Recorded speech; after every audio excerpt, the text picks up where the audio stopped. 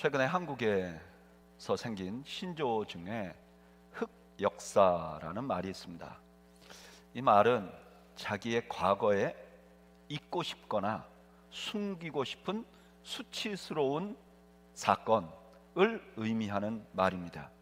오늘 본문에서 우리가 읽은 이 말씀은 창세기 역사에서 흑역사 같은 사건이 담겨 있습니다.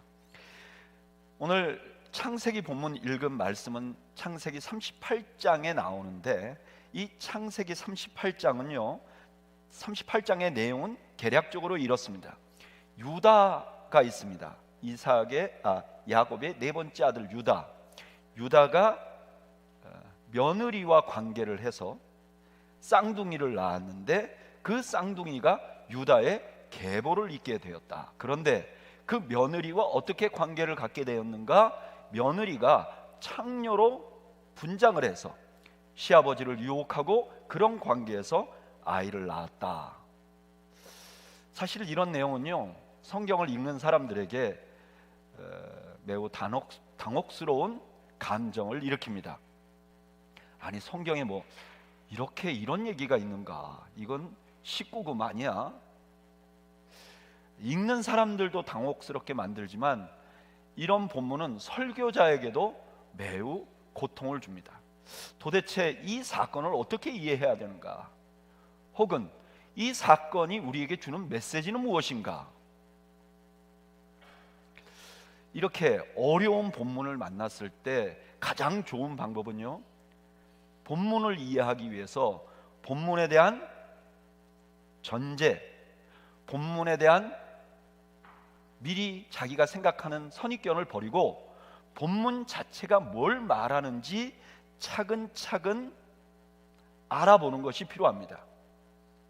그래서 오늘 저희는 창세기 38장의 이야기를 차근차근 하나씩 알아보면서 창세기 38장에서 우리에게 주시는 하나님의 메시지가 무엇인지를 함께 살펴보려고 해요. 이 창세기 38장의 메인 캐릭터, 주인공은 누군가? 성경을 가만히 읽어보면 주인공은 유다입니다. 그러니까 오늘 본문을 잘 이해하려면 오늘 본문에 등장하는 유다가 누구인지를 아는 것이 너무 중요해요. 오늘 본문 이전에, 창세기 38장 이전에 유다는 어떤 사람이었느냐? 아무도 주목하지 않는 사람이었어요. 유다의 아버지 야곱은요 부인이 4명 있었어요. 레아와 라헬, 그리고 빌하와 실바. 그런데 첫 번째 부인인 레아는 첫 번째 부인이기는 하지만 원래 이 야곱이 결혼하려고 했던 사람은 자기의 동생이었던 라헬이에요. 근데 자기가 그 동생인 것처럼 들어가서 결혼을 해요. 그 덕분에 결혼은 첫 번째로 했지만 남편에게 사랑받지 못했어요. 남편에게 사랑받지 못하니까 하나님께서 그를 불쌍히 여겨서 6명의 아들을 줍니다. 첫째가 루벤, 시므온, 레위, 그 다음에 유다, 이사갈, 스불론입니다.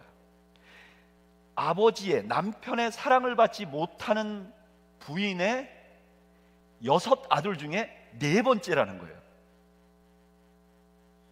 저는 이런 위치가 어떤 위치인지 잘 모릅니다. 저는 장남이기 때문에. 근데 아마 제 아내는 잘 알 거예요. 셋째, 딸로 셋째. 참 그 자체가 좀 주목받지 못하는 상황입니다. 게다가 그 첫 번째 형은요 자체가 탁월해요. 그래서 창세기 49장 3절에 루벤에 관해서 뭐라고 말하느냐? 내 기력의 시작이라 위풍이 월등하고 권능이 탁월했다. 그러니까 첫째 아들 루벤은 누가 봐도 사랑받지 못하는 부인의 첫 번째 아들임에도 불구하고 누가 봐도 루벤은 뛰어난, 탁월한 아들이었어요. 그리고 그 루벤의 2 동생, 유다의 2 형님은 어떠냐? 형들보다 탁월하지는 않지만 성질이 불같아요. 그래서 창세기 34장 25절에 보면 자기 여동생 디나가 추행을 당하자 몰래 성읍에 들어가서 그 성읍에 있는 남자들을 다 죽여버립니다. 그 밑에 누가 있는 거냐? 유다가 있는 거예요. 그러니 누가 유다를 주목하겠습니까? 게다가 유다는 자기 주변의 사람들이 자기를 부담스럽게 생각할 거라고 생각하고 있어요. 그걸 어떻게 알 수 있느냐? 오늘 우리가 읽은 창세기 본문 창세기 38장 첫 번째 이렇게 시작합니다. 그 후에 유다가 자기 형제들로부터 떠나 내려가서 아둘람 사람 히라와 가까이 하니라. 그 후라는 건 언제냐? 창세기 37장에 나오는 이야기예요. 창세기 37장에 무슨 이야기가 있는가? 아버지 야곱이 가장 사랑하는 아들 요셉을 형들에게 보냅니다. 요셉이 형들에게 오니까 형들이 다 저거 죽여야 되겠다라고 생각을 합니다. 근데 그때 루벤이 딱 이런 제안을 하는 거예요. 죽이지 말자. 그리고 구덩이에 던져놓자. 이렇게 루벤이 말한 이유는 나중에 꺼내서 아버지에게 갈 때 같이 데려가려고 생각했던 거예요. 근데 그때 마침 루벤이 그 말을 하고 어디를 떠났던 것 같아요. 나머지 형제들은 전부 다 큰형 루벤의 말에 복종하고 있었어요. 근데 그때 늘 주목받지 못했던 유다가 해피름은 이때 한번 나섭니다. 그래서 이렇게 말하는 거예요. 구덩이에서 건져내갖고 죽이지 말고 우리가 팔아버리자. 유다의 입장에서는 기가 막힌 아이디어를 냈고 유다의 입장에서는 긍휼이 풍부한 안건을 낸 거예요. 근데 마침 미디안 상인이 와서 자기 동생을 팔아버립니다. 그 다음에 형이 왔어요. 형은 장자인데 장자는 어마무시한 파워를 가지고 있는데 와서 그 소식을 듣고 루벤이 자기 옷을 찢었다고 그럽니다. 아마 루벤이 찢어버리고 싶은 건 유다를 찢어버리고 싶었을 텐데 유다를 차마 못 찢으니까 아마 옷을 찢었는지도 모르겠어요. 이 일이 형제들에게 어떤 부담으로 돼 있는가? 이제 동생이 없으니까 아버지에게로 돌아가야 되는데 이거 어떻게 하면 좋냐 말이에요. 그래서 나머지 형제들이 다 모여가지고 야곱의 옷에 양 피를 묻히고 그걸 가지고 아버지를 속입니다. 여러분, 그 당시에 아버지는 왕이에요. 근데 아무리 형제들이라고 자식들이라고 해도 자식들이 모두 한 통속이 돼서 아버지를 속였다? 이거 목숨 걸고 하는 일입니다.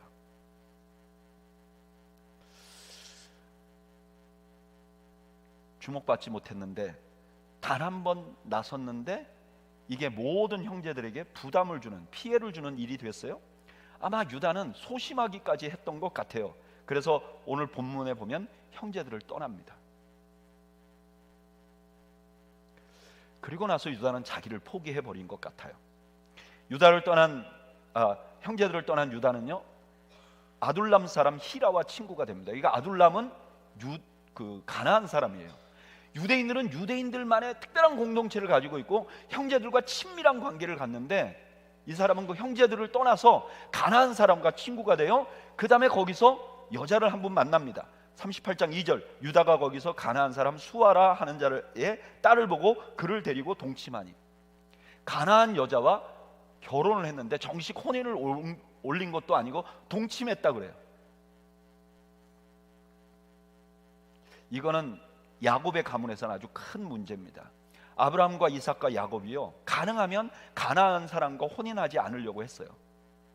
큰아버지였던 에서가 가나안 여인과 결혼한 것 때문에 할아버지 이삭이 큰 근심을 하기도 했어요. 그런데 떡하니 가나안 여자와 결혼을 한 거예요. 유다는 지금 스스로 자기를 포기해버린 겁니다.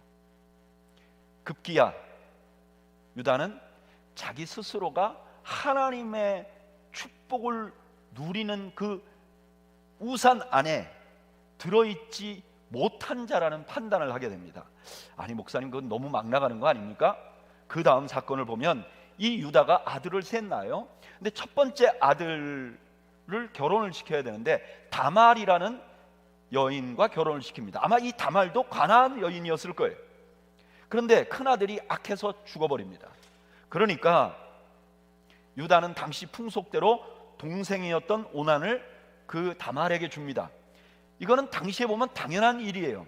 이런 형이 죽으면 동생이 형의 부인을 취해서 자식을 대신 낳아주는 이런 풍습은 예수님 당시에도 있었어요. 그래서 마가복음 12장 9절에 보면 이런 질문을 해요. 선생님이여, 모세가 우리에게 써주기를 어떤 사람이 형이 자식이 없어 아내를 두고 죽으면 그 동생이 그 아내를 취하여 형을 위하여 상속자를 세울지니라 하였나이다.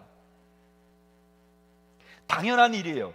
그런데 이 둘째가 그 당연한 의무를 행하지 않으려고 해요. 그래서 하나님은 둘째도 죽여요. 이제 셋째가 남았는데 이 셋째를 주면 죽을 것 같아요. 그럴 거 아닙니까? 첫째도 죽고 둘째도 죽고. 그러니까 이 유다가 다말을 불러놓고 이렇게 말해요. 창세기 38장 11절. 유다가 그의 며느리 다말에게 이르되 수절하고 내 아버지 집에 있어 내 아들 셀라가 장성하기를 기다리라 하니 셀라도 그 형들 같이 죽을까 염려함이라 다말이 가서 그의 아버지 집에 있으니라. 겉으로 보면 셋째 아들을 살리기 위해서 다말을 속인 것 같은 이야기예요. 그런데 이 말을 조금 더 자세히 들여다보면 이렇습니다. 여러분, 다말이 자기 친정집에 쫓겨났어요. 가 있어요. 그러면 다말은요 다시 결혼을 못해요. 왜? 이 시댁에서 이 다말을 그냥 풀어주고 넌 이제 이혼해 이렇게 해버리면 괜찮은데 그게 아니고 그냥 친정집에 가서 기다리라. 그럼 이 다말은 결혼을 못해요. 그런데 다말만 결혼을 못하는 게 아니에요. 지금 유다가 자기 아들 셀라를 주겠다고 약속했어요.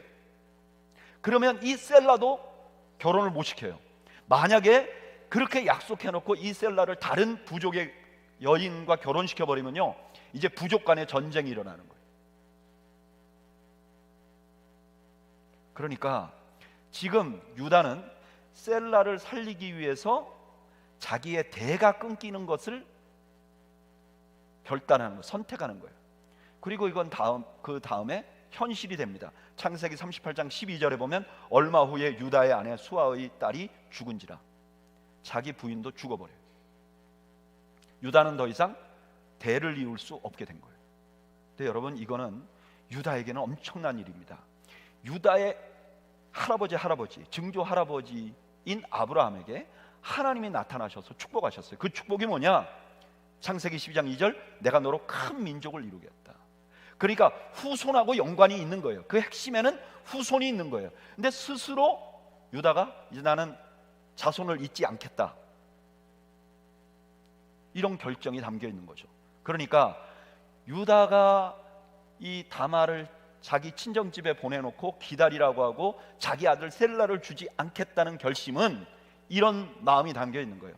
어차피 나 태어날 때부터 아무도 나 주목하지 않았어.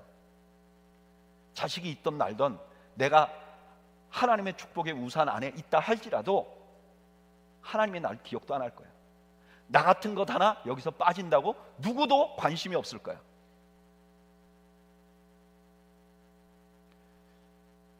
지금 이런 유다의 모습은요 유다가 한 다음 행동도 이해가 됩니다. 그 아내가 죽자 유다가 길거리에 가다가 창녀를 만나서 관계를 가져요. 그냥 자포자기 하는 거죠. 브레이크 없이 막 나가는 거죠. 그리고 나서 유다에게 한 소식이 들립니다. 그게 뭐냐? 며느리 다말이 행음을 했고 그것 때문에 임신을 했다는 소식이에요. 유다는 당연히 그때 풍습대로 그 며느리를 불살으라고 합니다. 근데 불살리기 전에 이 다말이 내가 임신한 것은 이 도장과 끈과 지팡이의 주인 때문입니다. 보니까 그 도장과 끈과 지팡이가 누구 거예요? 자기 거예요. 유다가 안 거죠. 얼마 전에 내가 창녀로 알고 관계를 가진 애가 내 며느리였구나. 그리고 나서 유다가 이렇게 고백합니다. 이것이 오늘 읽은 본문인데 다 같이 읽어볼까요? 창세기 38장 26절 읽어보죠. 시작. 유다가 그것들을 알아보고 이르되 그는 나보다 옳도다. 내가 그를 내 아들 셀라에게 주지 아니하였음이로다 하고 다시는 그를 가까이 하지 아니하였더라. 다말이 자기보다 옳다고 선언합니다. 시아버지를 속여서 아이를 얻은 다말보다 다말을 속여서 자식을 주지 않았던 자기가 더 악하다는 고백을 한 거예요. 그런데 그 다음 말이 아주 놀랍습니다. 뭐라 그러죠? 다시는 그를 가까이 하지 않았다. 왜 그렇게 했을까요? 왜 다시는 가까이 하지 않았을까요? 그동안 유다는요 아무도 자기를 주목하지 않은 줄 알았습니다. 다른 모든 형제들에게 부담이 되는 사람인 줄 알았어요. 그래서 자기 마음대로 살았어요. 자기를 포기해버린 거예요. 심지어 하나님도 자기에게 관심이 없다고 생각했어요. 그 상징이 뭐냐? 지금 가정이 엉망이 되고 후손이 끊어진 자기의 상황이 그 상징이었어요. 근데 지금 다말을 통해서 자식을 얻게 된 거예요. 이것은 유다에게 하나님께서 아직도 너를 기억하고 있다는 사인이 된 거죠. 여전히 하나님이 축복하신 아브라함의 축복 안에 자기가 들어있다는 것을 알게 된 거죠. 이 며느리의 엽기적인 행동이 오히려 하나님께서 자기를 버리신 것이 아니라 하나님께서 아직도 자기에게 관심을 가지고 있다는 사실을 알려주는 계기가 된 거죠. 그래서 이제까지는 마음대로 자기 몸을 굴리고 자기가 도덕적으로 성적으로 타락한 삶을 살았는데 이제 유다는 자기 며느리, 자기 아이를 가진 며느리를 존중하기 시작합니다. 그래서 가까이 하지 않는 거예요. 유다의 변화는 여기서 끝나지 않습니다. 유다는요, 형제들로부터 떠나서 가나안 사람과 친구가 됐는데 이 사건 이후로 유다는 다시 형제들에게로 돌아갑니다.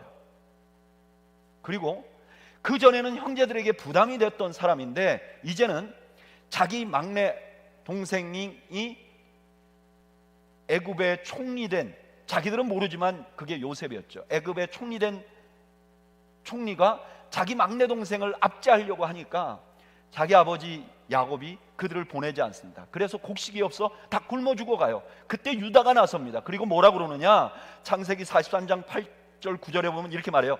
내가 그를 위하여 담보가 되리니 내가 영원히 죄를 짊어지겠습니다. 한마디로 말하면 이거예요. 아버지, 베냐민 보내주세요. 내가 데리고 갔다 꼭 데리고 올게요. 만약에 못 데리고 오면 그 벌을 내가 다 받겠습니다. 가족을 살리기 위해서 자기가 희생하는 사람이 된 거죠. 그 후에는 비록 넷째 아들이었지만 유다는 야곱 가문의 리더십을 발휘합니다. 창세기 46장 28절에 보면 이렇게 말해요. 야곱이 유다를 요셉에게 미리 보내어 자기를 고센 땅으로 인도하게 하고, 야곱이 이제 아들이 애굽의 총리가 됐으니까 애굽으로 가야 되잖아요. 근데 그 가족이 다 애굽으로 가기 전에 그 가족 전체를 대표해서 한 아들을 보내요. 그걸 누굴 보내느냐? 유다를 보내는 거예요. 유다는 완전히 다른 삶을 살게 됩니다. 그런데 유다에 대한 삶의 변화, 유다에 대한 기대는 여기서 끝나지 않습니다. 그 다음에 아버지 야곱이 세상을 떠나기 전에 축복을 하는데 유다에게 이렇게 축복을 하는 거예요. 창세기 49장 8절, 유다야, 너는 내 형제의 찬송이 될지라 내 손이 내 원수의 목을 잡을 것이요 내 아버지의 아들들이 내 앞에 절하리로다. 이것은 야곱의, 아버지 야곱의 말이지만 하나님의 마음이에요. 지금 유다가 다시 아버지 집으로 돌아가서 열심히 희생했어요. 그래서 그 형제들 중에서 장자처럼 아버지에게 인정을 받았어요. 근데 그게 아버지에서 끝나는 게 아니라 하늘의 하나님께서 야곱을 이제 너를 이 야곱 족속 중에 장자로 삼을 것이다 하는 하나님의 마음을 알게 된 거죠. 그리고 그 다음에 선언은 더 놀랍습니다. 창세기 49장 10절, 주가 유다를 떠나지 아니하며 통치자의 지팡이가 그 발 사이에서 떠나지 아니하기를 실로가 오기까지 이르리니 그에게 모든 백성이 복종하리로다. 유다의 후손 중에 왕이 나온다는 거예요. 여러분, 이건 실제로 이루어졌죠. 누구를 통해서요? 다윗 왕을 통해서. 그 다음에 실로가 오기까지라고 말합니다. 이 실로가 무엇인지, 누구인지, 이거는 학자들마다 의견이 너무너무 많아요. 그런데 모든 학자들이 동의하는 것은 이 실로가 오기까지가 바로 메시아가 올 것이라는, 메시아 예언이라는 데는 다 동의를 합니다. 그러니까 이 말은 유다의 후손 중에 왕이 날 뿐만 아니라 온 세상을 구원할 메시아가 온다는 거예요. 이건 누구에게서 이루어지느냐? 바로 우리 주님 예수 그리스도에게서 이루어진 것이죠. 그래서 이걸 더 확증하기 위해서 마태는 예수님 오시기 전에 예수님 오시는 족보를 기록하면서 이렇게 말한 거죠. 아브라함과 다윗의 자손 예수 그리스도의 계보라. 아브라함이 이삭을 낳고 이삭은 야곱을 낳고 야곱은 유다와 그의 형제를 낳고 유다는 다말에게서 베레스와 세라를 낳았다. 여러분, 유다는 아무도 주목하지 않았어요. 그래서 유다 스스로도 자기를 포기해버렸어요. 그런데 하나님께서는 지금 유다에게 엄청난 기대를 가지고 계신 거예요. 그리고 그 기대를 누가 이루었느냐? 하나님이 직접 이루신 거예요. 유다가 이룬 게 아니라 하나님이 이루셨어요. 이렇게 보면 창세기 38장이 다르게 보입니다. 창세기 38장은 분명히 유다에 대한 이야기입니다. 그러나 그 안에 담긴 메시지는 무엇이냐? 유다에게 역사하신 하나님의 이야기인 거죠. 심지어 하나님이라는 말이 한마디도 나오지 않는데 창세기 38장은 유다에게 역사하신, 유다의 삶에서 드러나신 하나님의 모습을 드러내고 있는 거죠. 그러면 창세기 38장에서 드러나신 하나님의 모습은 어떤 모습인가? 하나님은요, 아무도 주목하지 않는 자를 주목하시는 분이십니다. 여러분 믿으십니까? 하나님은요, 사랑받지 못하는 아내의 네 번째 아들인 유다를 주목하셨어요. 다른 형제들과 비교해서 늘 무능력했던 유다를 주목하셨어요. 하나님은 그런 분이세요. 근데 이게 유다에게서만 일어난 일입니까? 예수님의 족보에 나오는 유다의 아버지 야곱은 어땠어요? 야곱은요, 쌍둥이로 태어났는데 둘째로 태어났어요.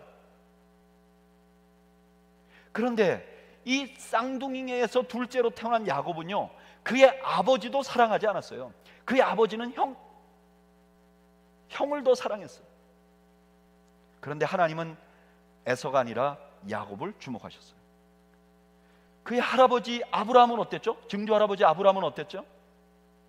아브라함은요, 믿음의 조상이었잖아요. 그들이 볼 때는 아브라함이야말로 정말 우리 종족이 달라지게 한 위대한 영웅이잖아요. 그런데 그 아브라함은 어떤 사람이었는가? 아브라함은 원래 우상 숭배하는 가정에서 태어났어요. 여호수아서 24장 2절에 여호수아가 모든 백성에게 이르되 이스라엘의 하나님 여호와께서 이같이 말씀하시기를 내 옛적에 너희의 조상들 곧 아브라함의 아버지 나홀의 아버지 데라가 강 저쪽에 거주하면서 다른 신들을 섬겼으나, 우상 숭배하는 가정 가문에 살고 있는 그를 하나님이 주목하셨어요. 여러분, 하나님은 그런 분이세요. 금수저를 입에 물고 나온 사람에게만 관심이 있는 분이 아니에요. 하나님은 뛰어난 재능을 가진 사람들에게만 관심이 있는 분이 아니세요. 하나님은 자기 분야에서 성공한 사람들에게만 관심이 있는 분이 아니세요. 하나님은 흙수저를 입에 물고 나온 그 사람에게도 관심이 있고, 재능이라곤 눈을 씻고 볼지라도 재능이 없는 그도 사랑하는 사람이고, 인생의 쓴맛을 보고 실패한 사람에게도 하나님은 관심을 가지신 분이세요. 그 하나님은, 유다의 하나님은 그냥 그런 사람들에게 관심만 갖는 것이 아니라 기대를 가지고 계신 분이세요. 하나님은요, 아무도 주목하지 않고 실수투성인 유다를 향해서 놀라운 계획을 가지고 계셨어요. 그런데 이거는 유다에게만 일어난 일이 아니에요. 여러분, 하나님은 우상 숭배하는 가정에서 자라는 아브라함에게 나타나셔서 이렇게 말씀하셨어요. 창세기 12장 2절, 내가 너로 큰 민족을 이루고 내게 복을 주어 내 이름을 창대하게 하리니. 기대하신 거죠. 그리고 하나님께서는 실패한 자들을 버리지 않으셨어요. 하나님께서 기대하고 부른 사람들은요, 다 실패를 경험합니다. 아브라함도 그랬어요. 하나님을 믿지 못해서 하갈을 통해서 이스마엘을 낳습니다. 야곱도 그랬어요. 하나님의 약속을 믿지 못해서 형을 속여가지고 장자권을 따냅니다. 오늘 유다도 동생을 미디안 상인에 팔아버리는 실수를 합니다. 그러나 그렇다고 하나님께서는 그를 버리지 않습니다. 대신에 아무도 기대하지 않았던 방법으로 개입하십니다. 아브라함에게는 100세의 아들을 주심으로 개입하십니다. 야곱에게는 베델에서 만나 주심으로 개입하세요. 유다에게는 다말을 통해서 자식을 주심으로 개입하십니다. 그리고 하나님께서는 그 하나님의 기대를 하나님 스스로 이루어 가십니다. 유다에게 기대를 주고, 그러니까 네가 알아서 해, 내가 너 이렇게 기대하잖아. 이거 꼭 우리 어릴 때 자랐을 때 우리 어머니나 아버지가 하던 거하고 비슷하잖아요. 하나님이 이렇게 부담을 주시는 분이 아니시라는 거예요. 내가 너를 기대해, 그러면 내가 너에게 하는 그 기대를 내가 이룰 것이야. 여러분, 하나님이 이런 분이라는 것에 가장 강력한 증거가 뭐냐? 우리 주님이세요. 유다의 후손으로 우리 주님이 오셨잖아요. 우리 주님의 오심은 하나님께서, 하늘의 하나님께서 우리 자신조차도 우리를 포기한 그런 사람, 세상 사람들이 다 포기한 그런 사람도 하나님이 포기하지 않으신다는 증거이고, 하나님께서는 그 포기하지 않은 사람들에게 기대를 가지고 계시고 그 기대를 하나님이 이루신다는 것을 확증시킨 사건인 거죠. 그래서 이런 우리 주님을 구주로 믿는 우리는요, 두 가지. 첫째, 절대로 우리를 포기해서는 안 됩니다. 저를 따라 하시죠. 절대로 나를 포기해서는 안 된다. 아무리 태어날 때 흙수저를 입에 물고 태어나도 우리를 포기하면 안 됩니다. 재능이라고는 교회 와서 봉사하려고 해도 봉사나 할 수 없는 상황이어도 포기하면 안 됩니다. 내 상황이 아무리 어렵고 답답하고 앞이 캄캄해도 우리를 포기하면 안 됩니다. 여러분, 우리 스스로가 우리를 포기하는 것은 하나님이 너무나 싫어하는 일이에요. 출애굽기 4장 13절 14절에 보면 이런 재미난 이야기가 있습니다. 하나님이 모세를 불렀어요. 근데 모세가 뭐라 그러냐? 모세가 이르되 오 주여 보낼 만한 자를 보내소서. 하나님, 뭐 보내는데 나 같은 걸 찾습니까? 딴 사람 보내세요. 그랬더니 그 다음에 14절에 이렇게 말합니다. 여호와께서 모세를 향하여 노하여, 하나님이 화를 내셨어요. 아니, 하나님 왜 이렇게 화내셨을까요? 뭐 겸손해 보이잖아요. 왜 나를 찾으세요? 이렇게 말하는 모세에게 왜 화를 냈을까요? 왜냐하면 자포자기는 교만하고 너무 닮았어요. 자포자기와 교만은요, 같은 뿌리의 다른 양상이에요. 그 뿌리는 뭐죠? 자아 중심, 자기가 중심에 있는 거예요. 자기를 중심에 놓고 자기가 자기를 평가하되 과대평가하면 이게 교만이에요. 자기가 자기를 평가하되 자기를 과소평가하면 자포자기가 되는 거예요. 여러분, 함부로 자기를 포기하는 것은 교만인 것을 여러분 믿으시길 바랍니다. 그런 의미에서 자포자기와 자기 부인은 정반대예요. 제가 설교를 하면서 자꾸 자기를 부인하세요 그러니까 어떤 분들은 자포자기와 자기 부인을 혼동을 합니다. 그래서 자기 부인을 하라 그러니까 그냥 자포자기를 해버리는 거예요. 지난 몇 주 전에 제가 이런 소식을 들었어요. 제가 그냥 직접 알고 있지는 않지만 이렇게 한 다리 건너서 알고 있는 어떤 교회가 있는데, 이 근처에 아마 이 교회가 목사님과 또 교인들 사이에 조금 갈등이 있었던 것 같아요, 오랫동안. 그런데 갑자기 그 리더들이 그 마음을 합쳐서 교회 폐쇄를 신고해버린 거예요, 그 리더들이. 그러니까 성도들은 그냥 갈 데가 없어진 거예요. 목회자는 그 교회를 떠나야 되는 이런 상황이 됐다는 거예요. 자세히는 모르지만 얘기를 이렇게 들어보니까 그 교인들이, 특별히 교회 리더들이 너무 지친 거예요. 그동안 이렇게 목사님과 또 성도들 사이에서 많이 지쳤어요. 그 마음이 어떤 면에서 이해할 수 있는 면이 있을 수도 있을 것 같아요. 근데 이렇게 자기를 포기하지 않고 자기를 부인했으면 어땠을까? 목사님은 목사님대로 자기를 부인하고, 교회 리더들은 리더들대로 자기를 부인하고, 성도들은 성도들대로 자기를 부인했으면 어떻게 됐을까? 아마 교회 문을 닫지 않았을지 모릅니다. 이건 교회에서만 일어나는 일이 아닙니다. 개인들에게도 이런 일이 일어나요.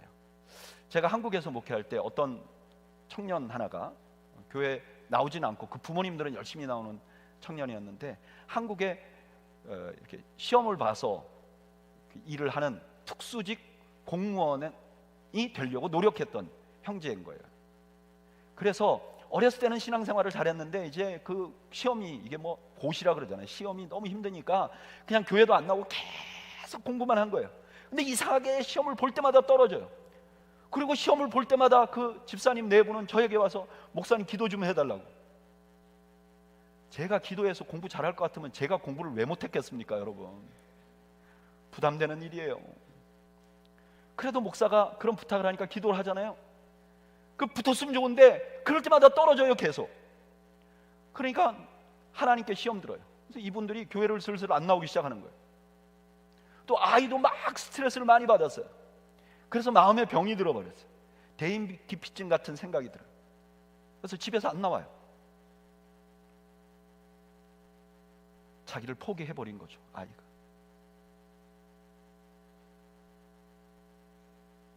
제가 그분들에게 이렇게 말했어요. 꼭 그 시험을 봐야 되는 건 뭡니까? 조금 확 낮춰가지고 좀 많은 사람들이 보면 붙을 수 있는 시험을 보면 되잖아요. 애가 똑똑한데. 어떤 사람들은 그 시험도 봐서 너무 합격하면 너무 좋고 행복하게 가정 이루고 행복하게 사는데 왜 그거를 거기다 마음을 놓고 자기를 포기하냐 말이에요. 자기를 부인하고 처음부터 다시 시작했으면 훨씬 나았을 텐데 자기 부인과 자기 포기를 구별하지 못해서 그런 일이 일어난 거죠. 여러분, 하나님은 우리가 우리 인생을 포기하는 걸 원하지 않습니다. 하나님은 우리가 우리의 가정과 우리의 자녀들에 대해서 포기하는 걸 원하지 않습니다. 대신 자신을 부인해야 되는 거죠. 여러분, 자기 부인과 자기 포기는 뭐가 다른가? 자기 포기 가운데는 자기가 중심에 있어요. 그래서 자기가 상황을 보고 포기해버리는 거예요. 포기의 주체는 누구냐? 자기 자신이에요. 근데 자아 부인은 뭐죠? 자기 중심에 자기가 없는 거예요.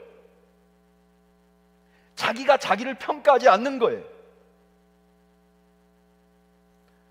자아를 부인한 사람은요, 절대로 자기를 포기할 수 없습니다. 포기할 수 있는 주체가 없어져 버렸기 때문에 그래요.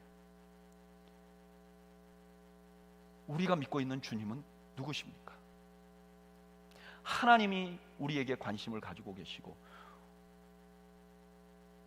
우리에게 기대를 가지고 계시고 뿐만 아니라 그 기대를 하나님이 이루실 것이라는 상징인 분을 우리가 믿고 있잖아요.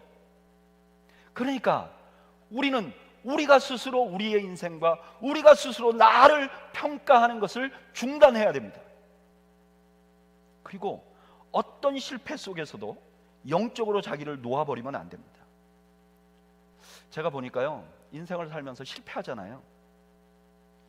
그럼 충격이 너무 커요. 그래가지고 그냥 자기를 놓아버리는 사람들이 있어요. 실패를 안 하더라도 인생 자체가 너무 힘들잖아요. 계속해서 힘든 게 계속 되잖아요. 그럼 어느 순간에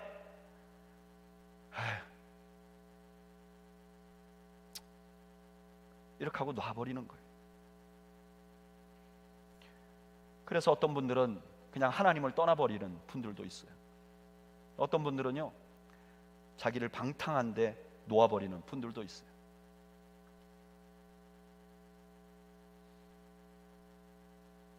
제가 컴패션에서 사역할 때 그 컴패션 밴드에 굉장히 미남 형제가 한 명 있어요. 누가 봐도 딱 봐도 잘생겼어요. 예고를 나왔고 탤런트가 되려고, 영화 배우가 되려고 하는 분이 있어요. 고등학교 때까지는 늘 주연만 했었어요. 외모가 너무 수려하기 때문에. 그런데 사회 나가서 방송국에서 부딪혀 보니까 이게 만만하지 않은 거예요. 어렵사리 단역들을 계속 이렇게 맡았는데요.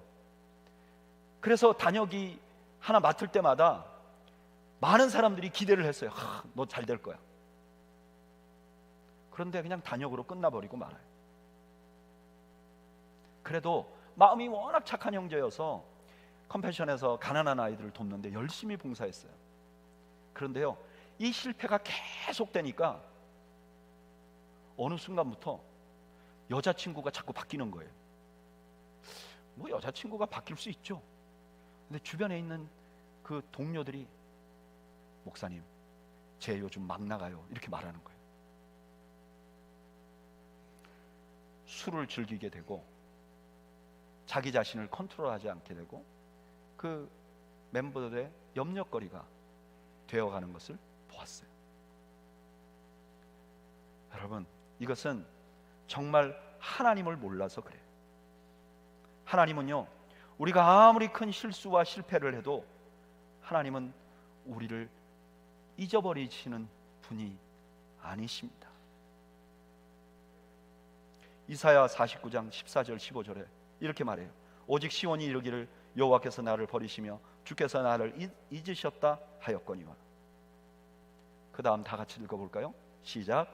여인이 어찌 그 젖먹는 자식을 잊겠으며 자기 태에서 난 아들을 긍휼히 여기지 않겠느냐. 그들은 혹시 잊을지라도 나는 너를 잊지 아니할 것이라.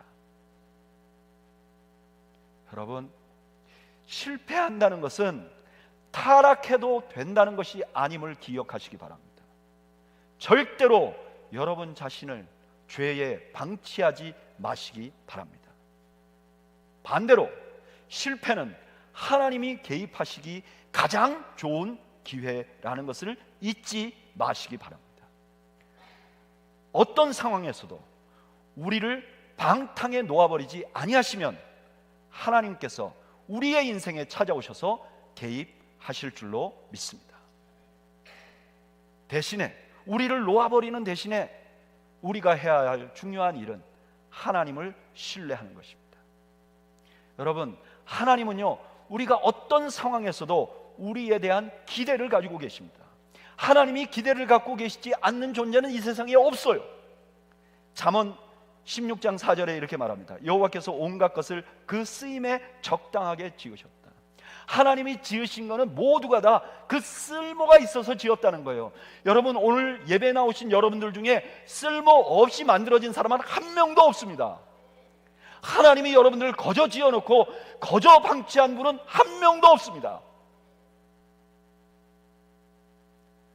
여러분, 여러분들의 귀로 하나님이 여러분들에게 가지고 계신 기대를 들으시는 여러분 되시기를 바랍니다. 그러면 절대 무너지지 않을 수 있어요.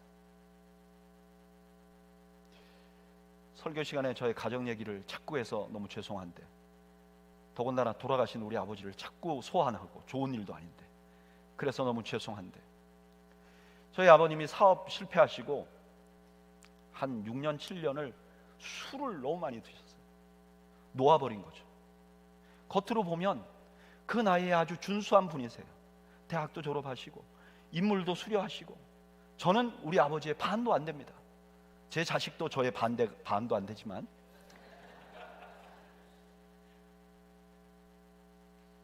키도 크시고 말씀도 잘하시고 글씨도 잘 쓰시고, 그런데 사업에 몇 번 실패하시니까 그냥 아침 저녁으로 술을 드시는 거예요.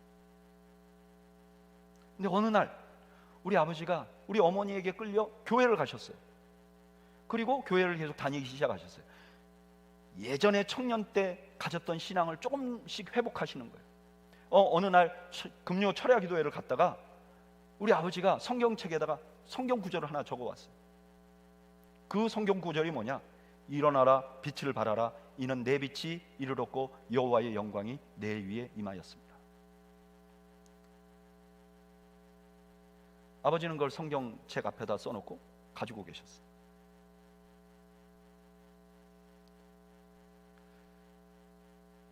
남편이 좌절한 것 때문에 늘 힘겨워하시고 그랬던 우리 어머니에게 이 한 성경 말씀이, 아, 하나님이 우리 가정에 기대를 하고 있구나, 이 말씀 하나가 사남매 모든 자녀들에게, 그래, 하나님이 우리 가정 특별하게 생각하니까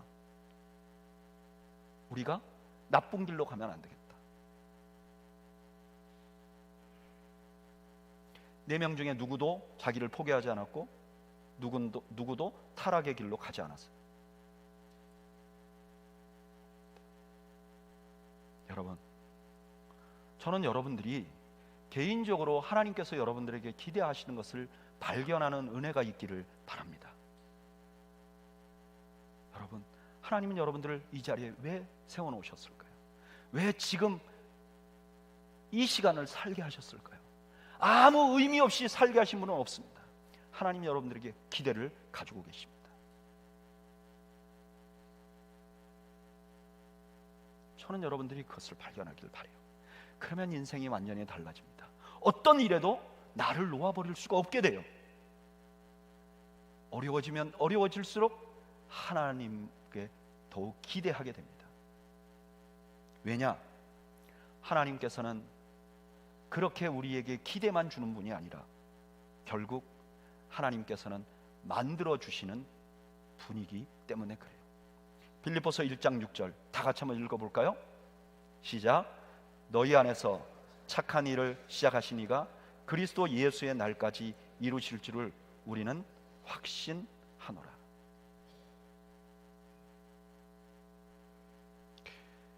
그 소명을, 그 말씀을, 그 기대를 받은 저희 아버님은 돌아가셨어요.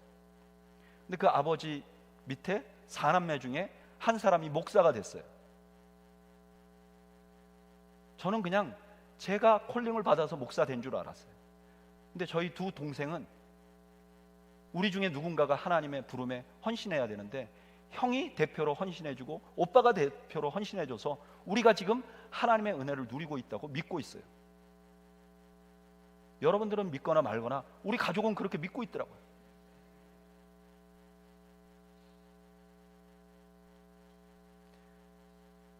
저는 확신합니다.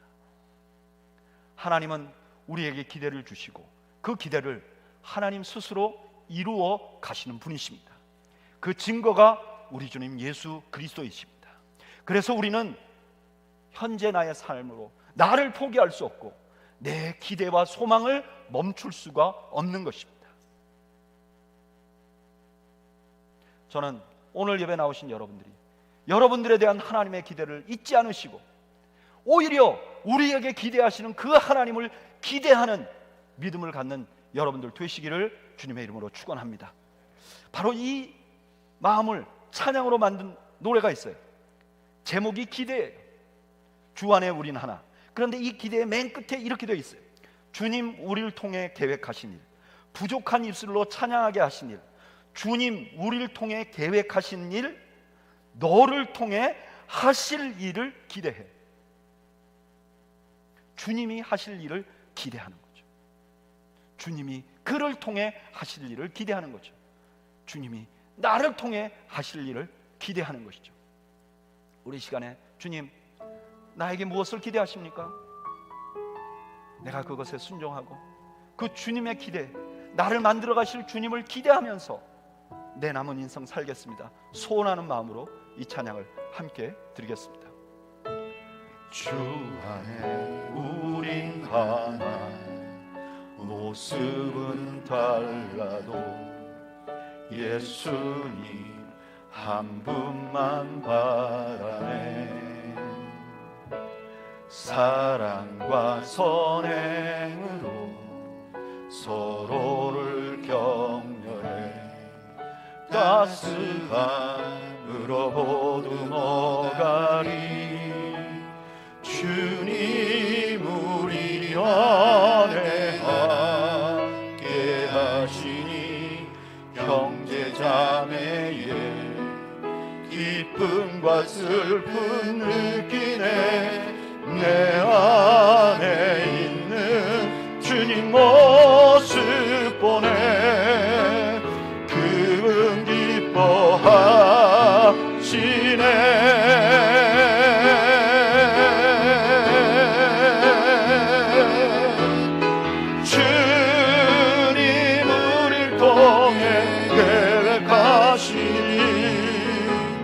부족한 입술로 찬양하게 하시니 주님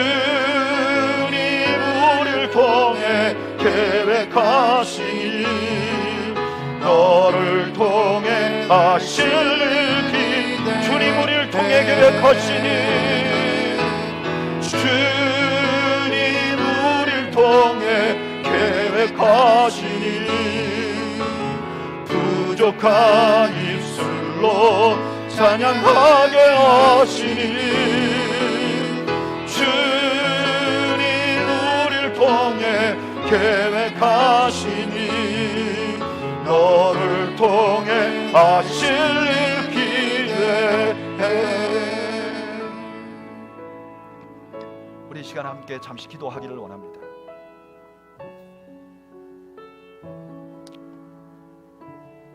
오늘 예배 나오신 여러분들 중에서 현재 나의 삶을 유다와 같이 살고 있는 분들이 계십니까?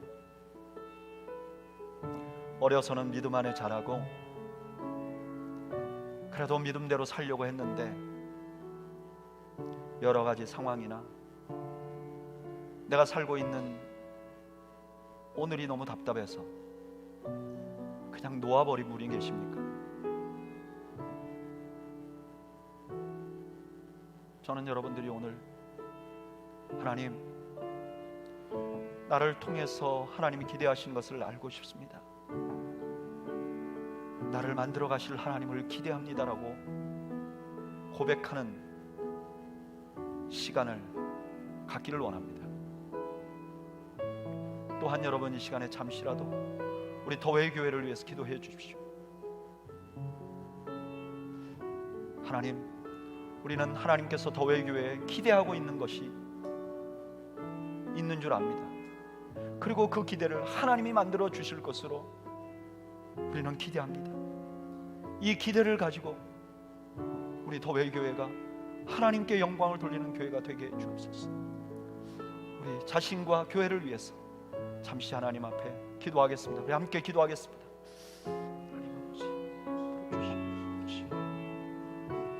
하나님 아버지, 하나님 아버지, 아버지 하나님 아버지, 아버지 하나님 아버지, 아버지, 아버지, 아버지, 아버지, 아버지, 아버지, 아버지, 아버지,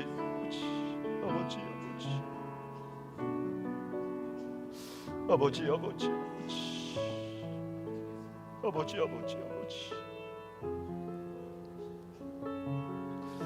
우리가 우리를 놓아버리지 않게 아버지 은혜를 주시옵소서. 포기하지 않게 하시옵소서. 아버지 심하지 않게 하시옵소서. 하나님 은혜를 베풀어 주시옵소서. 하나님 자비를 베풀어 주시옵소서. 우리 교회를 불쌍히 여겨 주옵소서. 하나님의 기대를 보게 하시옵소서. 아버지 하나님의 기대를 보게 하시옵소서. 하나님께서 베풀어 주시옵소서. 하나님 자비를 베풀어 주시옵소서. 이제는 우리 주님 예수 그리스도의 은혜와 하나님 아버지의 그 크신 사랑과 성령님의 교통하심이 우리를 향해 기대하고 계시며 그 기대를 이루어 가실 하나님을 신뢰하고 낙심되고 절망되는 상황을 이겨 나아가기로 포기하지 않기로 다짐하는 주의 백성들 머리머리 위와 이들의 가정과 생업 위에 지금으로부터 영원 무궁토록 함께 있을지어다. 아멘.